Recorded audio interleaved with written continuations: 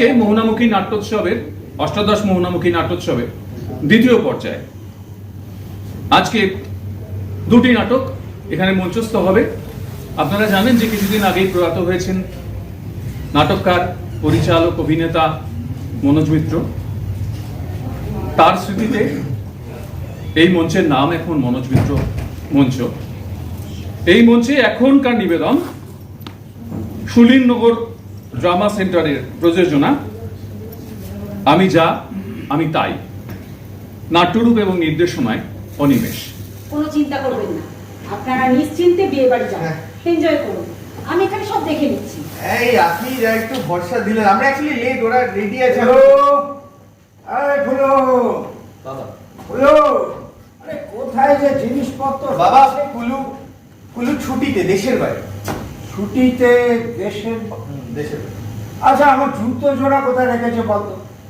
বাবা তুমি জুতোটা পরে আছো। পরে ও আচ্ছা, আমার চশমাটা এই যে এই যে চশমা। এই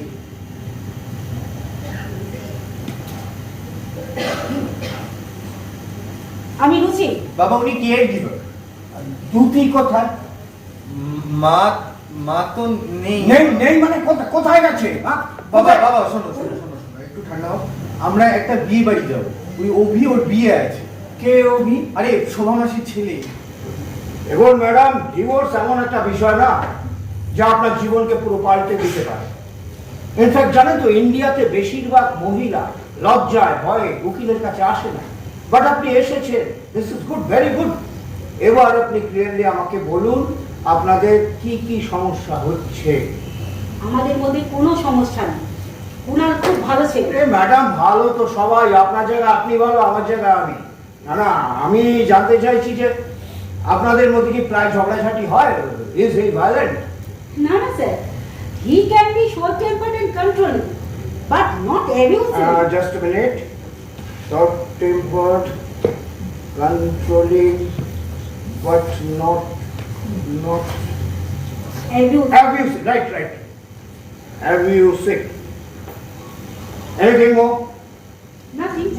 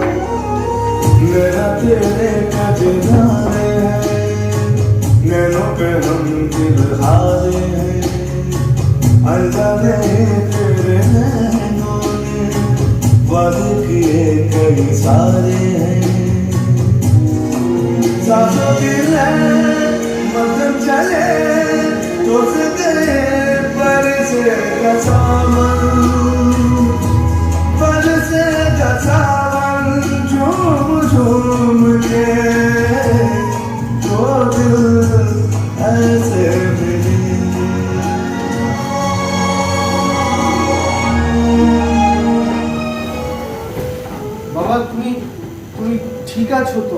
হ্যাঁ ঠিক আছে। কোনো সমস্যা হচ্ছে না? কোনো অসুবিধা? কেন কি হয়েছে? হঠাৎ দিচ্ছিস?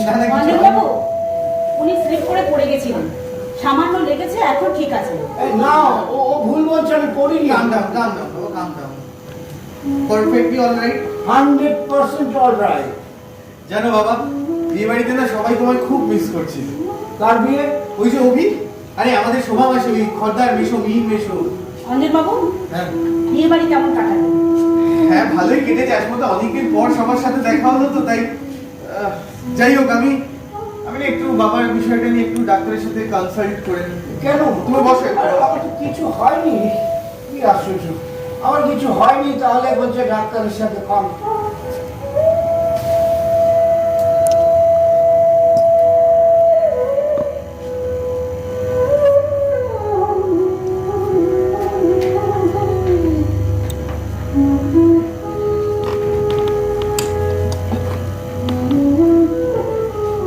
কেমন আছো সোমনাথ?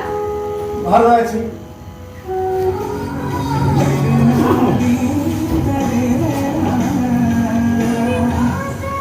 দ্যুতি, অদিতি চক্রবর্তী। আর তুমি কে জানো? রুচি, অর্পিতা সাহা। আমার ছেলে। অঞ্জন, শঙ্খদীপ চক্রবর্তী। এই তুমি কে? রুচির বোন সুনিতা রয়। ছোট দ্যুতি, মাই লাভ। রেশমি খাতুন। এই তুমি কে? আমি তপন। আর আমি কে? সোমনাথ। হ্যাঁ, জয়ন্তদীপ চক্রবর্তী।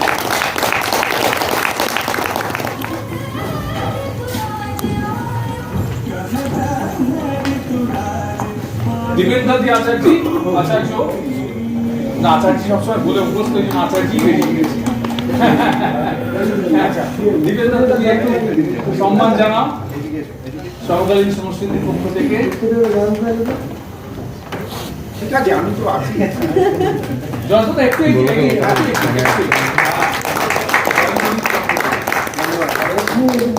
রেশমি, হ্যাঁ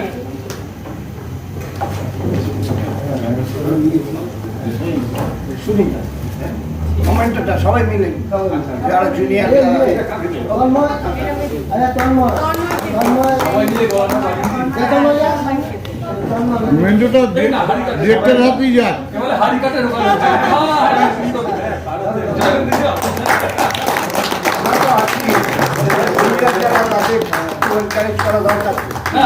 আমাদের তো প্রায় শেষের দিকে। না না, এ বললে হবে না, এ বললে হবে না, সবাইকে নিয়েই চলতে হবে। অষ্টাদশ মোহনামুখী নাট্যোৎসবের দ্বিতীয় পর্যায়ের এবারে আমরা দেখব শালকিয়া আগন্তুকের প্রযোজনা পশুপতি অপেরা। কখনো কান্না আর কখনো হাসি, কখনো দাঁড়াই আর কখনো বসি, কখনো কান্না আর কখনো হাসি, কখনো দাঁড়াই আর কখনো বসি।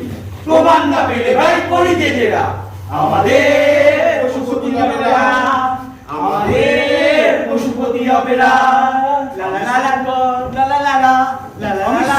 শুভ, আমি অমল। আরে আমি নারু। এই তুই কে?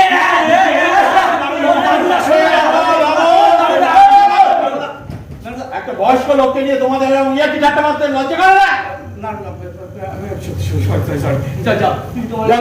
শুরু করো। আচ্ছা, হ্যাঁ। বলো তো দেখি, কোথায় তুমি এখন বেরোচ্ছ?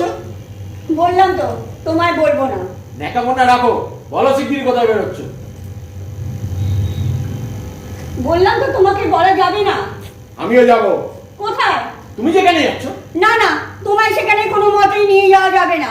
আচ্ছা, তোমার শরীরটা কি সত্যিই খুব খারাপ? আমার শরীরের খবর নেওয়ার সময় তোমার আছে কত? তুমি যে কি সবসময় বলো না, আমি কি খাই কিছুই বুঝতে পারি না। ভালো লাগে। এই শঙ্কর, এই ভাঙা চেয়ারটা এখানে রেখেছিস, এই ভাঙা চেয়ারে আমি বসতে পারি বলতো? আমি বলতে আমি বদলে দেবো। চেয়ার যদি না সরাস না, তোকেও এখান থেকে দূর করে দেবো। আমি চেঞ্জ করে দেবো, চেঞ্জ করে দেবো।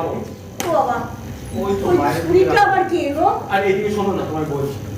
আরে ওই তো সেই মেয়েটা যার লেখাটা তুমি ম্যাগাজিনে পড়ে বললে যেখান থেকে পারো মেয়েটাকে জোগাড় করে নিয়ে এসো, আমি নাটকটা করবো। ওই তো সেই মেয়ে। ও বলেছিলাম বুঝি? হ্যাঁ, বলেছি। কি জানি, আমার ঠিক মনে পড়ছে না। ঠিক আছে। আচ্ছা ঠিক আছে, তুমি একটু বসো, আমাদের নাটকের এই পোর্শনটা হয়ে গেলে হ্যাঁ। তোমার নাটকটা আমি শুনবো, ঠিক আছে? আমি আচ্ছা ভেতরে। ম্যাডাম, হ্যাঁ বলছি রিহার্সালটা শুরু করার আগে একটু চা খেয়ে। হ্যাঁ হ্যাঁ, এই কিছু ঠিক না, আছে কি ঠিক বলো? আছে, চা যা খাবার খাও, তাড়াতাড়ি করে খেয়ে রিহার্সালটা শুরু করো। হ্যাঁ, হ্যাঁ, ঠিক আছে। আমার গল্পটা কৌশিক আর কেয়াকে। জানেন, ওরা দুজন না একে অপরকে ভীষণ ভালোবাসত। সব জায়গায় ওদের মনের ভীষণ মিল ছিল, শুধু একটা জায়গা ছাড়া। জানেন তো, কৌশিক ছিল নাটক পাগল, আর কেয়া না সেটা নিয়েই খালি ভয় পেত। কেয়া ভাবতো একটা এমবিএ পাস ছেলে শুধু নাটক করে নিজের কেরিয়ারটা শেষ করে দেবে। যদিও কেয়ার কোনো দোষ ছিল না, আসলে কেয়ার মা না খালি কৌশিককে জোর করতো যাতে কৌশিক ওকে ওর বাড়িতে নিয়ে যায়, ওর মা বাবার সঙ্গে দেখা করায়, ভালো কোনো চাকরি করে। তবে কি জানেন তো, কৌশিকের চাকরি করার কোনো দরকারই ছিল না। ওর বাবা ছিলেন মস্ত বড় একজন বিজনেসম্যান, কিন্তু তার মায়ের মা কেয়ার মা তাই সবসময় জোর করতো। কিন্তু কৌশিকের কাছে সময় কোথায় যে ও কেয়াকে নিয়ে যাবে ওদের বাড়িতে? কলকাতার এক নাম করা দলে নাটক করে, আজকে এখানে শো তো কালকে ওখানে শো। তবে জানেন তো, একটা দিন ঠিক হলো যেদিন কৌশিক বলেছিল কেয়াকে নিয়ে যাবে ওদের বাড়ি, ওর মা বাবার সঙ্গে আলাপ করাবে, ওদের বিয়ের ব্যাপারে কথা বলবে। কৌশিক বলেছিল ও বহরমপুর থেকে কলসো করে ফিরে কেয়াকে নিয়ে যাবে ওদের বাড়ি। কিন্তু জানেন, কৌশিক আর ফিরল না।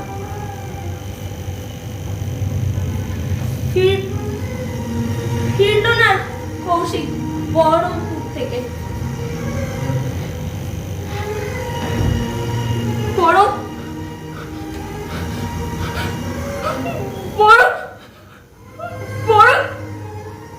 দুদিন বাদে ফিরল কৌশিকের একটা রক্তাক্ত ক্ষত বিক্ষত শরীর।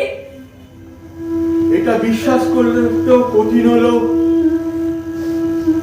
এটাই বাস্তব।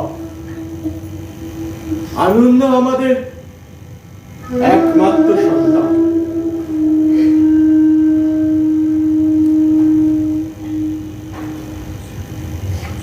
তুমি যে অলকাকে পাগল বললে, ও সত্যি পাগল। সেদিন ওর ওই রক্ত মাখা চেহারাটা দেখে ও কিছুতেই মানতে পারছিল না যে আনন্দ আর নেই। আনন্দ যদিও মারা গিয়েছিল এক বাস দুর্ঘটনায়, কিন্তু থিয়েটারকে জীবিত রেখে গিয়েছে আমাদের মননে। থিয়েটার কোনোদিন মরেনি আর মরবেও না। এই থিয়েটারের ওপর দিয়ে নানান ঝড় ঝাপটা গেলেও আমরা তা কোনোদিন ধ্বংস দিয়ে দিইনি। থিয়েটারকে জীবিত রাখার জন্য এবং তার অস্তিত্বকে টিকিয়ে রাখার জন্য সারা পৃথিবীতে অনেক অনেক আন্দোলন হয়েছে। তাই আজও সংস্কৃতির জগতে থিয়েটার ঔজ্জ্বল্যমান। থিয়েটার বেঁচে ছিল, বেঁচে আছে এবং বেঁচে থাকবে। তাই আমরা সকলে সমবেতভাবে বলি, জয় হোক থিয়েটারের, জয় হোক নাটকের। থিয়েটার চিরজীবী হোক, থিয়েটার বেঁচে থাকুক আমাদের, আপনাদের সবার।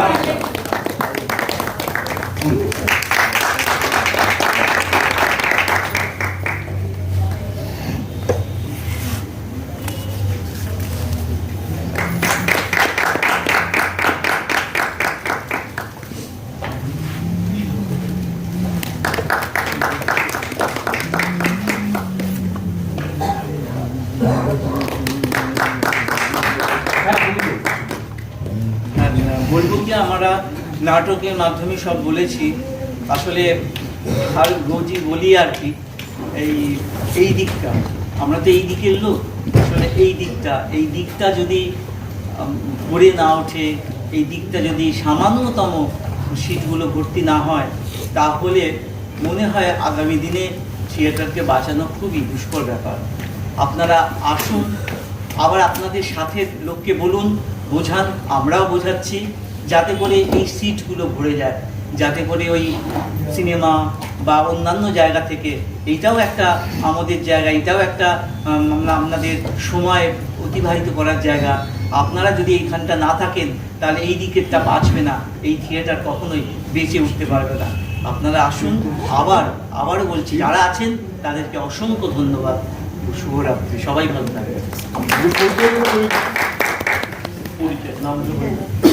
ঘোষ, পুতুল পাইন, দেবাদ্রিতা ঘোষ, অভিষেক জানা, তরুণ দাস, কার্তিক গাঙ্গুলি, ইন্দ্রনীল পালি,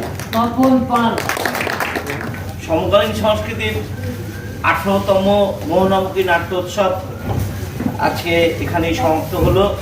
আমরা বিশেষভাবে ধন্যবাদ জানাচ্ছি তপন থিয়েটার কর্তৃপক্ষকে, কলকাতা কর্পোরেশন এবং আমাদের সহযোগী সমস্ত দলকে।